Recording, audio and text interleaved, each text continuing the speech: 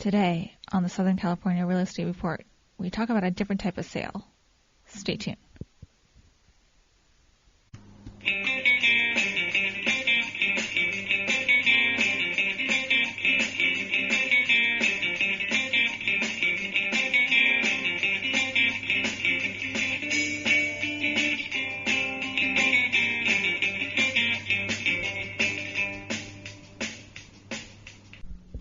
Good morning. Welcome to the Southern California Real Estate Report. This is Bob McGuire and Daniel Wise coming to you from San Diego, California.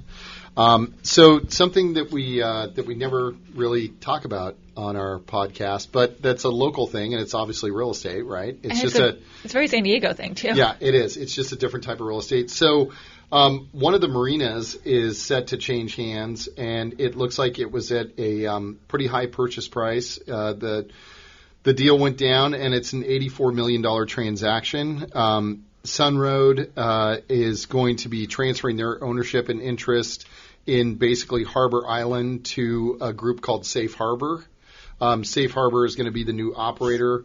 And with that, so there's quite a few things that went down here. Danielle and I were just kind of talking about this offline. There's a lot to it. So the harbor itself is about 600 slips. Right.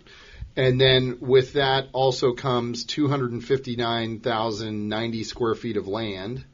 And then there's 1,029,239 square feet of water.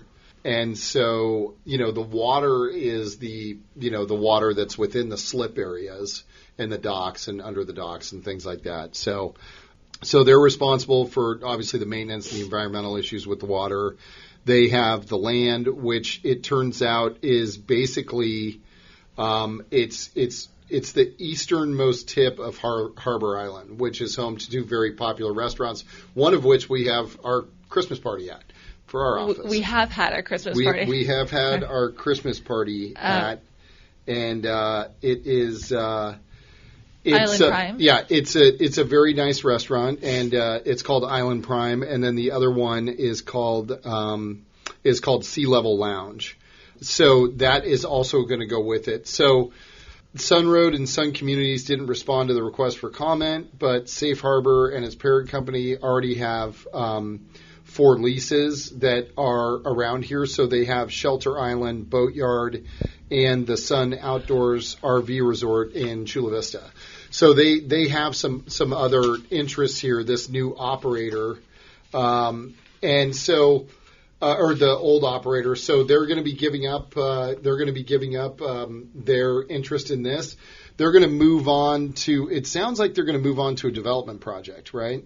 Yeah. And so that's the plan. So they're going to be doing the development project that's on the other side of the marina, I think is what it's going to be, right? I think so. I kind of, when this article is from the UT, and it's actually from today, so it's going to be posted today, so the 15th of July, and it's from the 15th of July.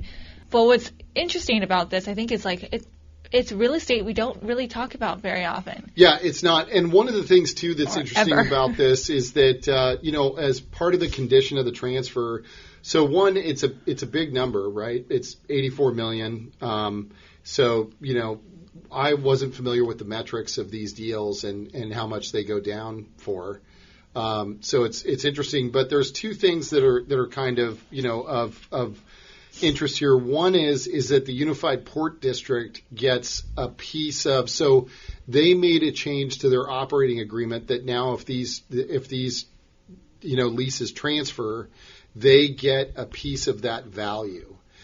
Now the person that takes over the lease, so they're responsible for the capital improvements that have to happen around the docks and the slips.